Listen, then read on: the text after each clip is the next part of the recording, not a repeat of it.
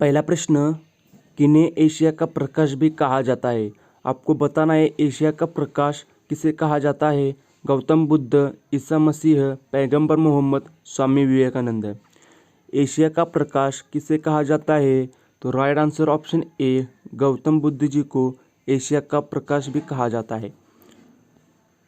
दूसरा प्रश्न, भारत में नालंदा विश्वविद्यालय किस राज्य में स्थित है? आपको बताना है नालंदा विश्वविद्यालय किस राज्य में स्थित है। बंगाल, झारखंड, उड़ीसा, बिहार। तो नालंदा विश्वविद्यालय बिहार में स्थित है और इसकी स्थापना कुमारगुप्त ने की है। कुमारगुप्त ने विश्वविद्यालय की स्थापना की है। तीसरा प्रश्न, अफीम युद्ध किनके बीच लड़ा गया? आपको बताना है अफीम युद्ध किसके बीच लड़ा गया। राइट आंसर होगा ऑप्शन ए, ब्रिटेन और चीन के मध्य। क्वेश्चन नंबर 4, इनमें से कौन सा नृत्य राजस्थान का प्रमुख लोक नृत्य है? आपको बताना है राजस्थान का प्रमुख लोक नृत्य कौन सा है। गिद्धा, बिहू, घूमर, गरबा। तो राजस्थान का मुख्य लोक नृत्य है Ghoomar, option C right answer होगा। और बिहू असम की लोक नृत्य है, असम। अगला प्रश्न, संसद के दोनों सदनों का संयुक्त सत्र कौन बुलाता है? राइट आंसर क्या होगा कमेंट में बताना है। संसद के दोनों सदनों का संयुक्त सत्र कौन बुलाता है? तो right answer option C, Lok Sabha अध्यक्ष। अगला प्रश्न, सूर्य की बाहरी परत को क्या कहते हैं? आपको बताना है सूर्य की बाहरी परत को क्या कहते हैं। राइट आंसर ऑप्शन सी, किरीट। अगला प्रश्न आपके सामने, बनारस किस नदी के तट पर स्थित है? आपको बताना है बनारस किस नदी के तट पर स्थित है। ऑप्शन आपके सामने। तो इस प्रश्न का राइट आंसर है ऑप्शन ए, गंगा। बनारस गंगा नदी के तट पर स्थित है। अगला प्रश्न, सीपीयू का पूरा नाम क्या है? आपको बताना है सीपीयू का पूरा नाम क्या है। तो इस प्रश्न का राइट आंसर है ऑप्शन सी, राइट आंसर होगा सेंट्रल प्रोसेसिंग यूनिट। सीपीयू का पूरा नाम है सेंट्रल प्रोसेसिंग यूनिट।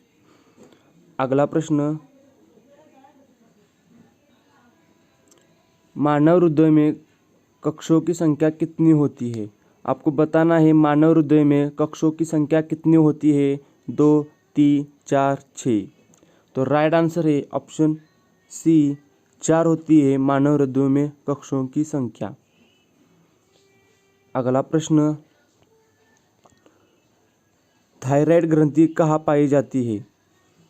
आपको बताना है थायराइड ग्रंथि कहाँ पाई जाती है। यकृत, गला, आँख, मस्तिष्क। तो थायराइड ग्रंथि पाई जाती है गले में, ऑप्शन बी राइट आंसर होगा। अगला प्रश्न, सेल्यूलोज का एक बहुलक है।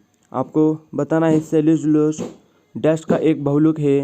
Fructose, galactose, glucose, sucrose. Right answer comment में बताना है सेल्यूलोज का डैश का एक बहुलक है। राइट आंसर होगा option C, glucose. Glucose cellulose का एक बहुलक है। अगला प्रश्न, रबर के वल्कनीकरण के लिए उसमें क्या मिलाया जाता है? रबर के वल्कनीकरण के लिए उसमें क्या मिलाया जाता है? Carbon, phosphorus, sulphur, manganese. तो right answer option C, sulphur. Question number 13, कौन सी धातु सामान्य तापमान पर तरल रूप में रहती है? कौन सी धातु सामान्य तापमान पर तरल रूप में रहती है? ब्रोमाइड, कैडमियम, पारा, कांच। राइट आंसर है ऑप्शन सी, पारा।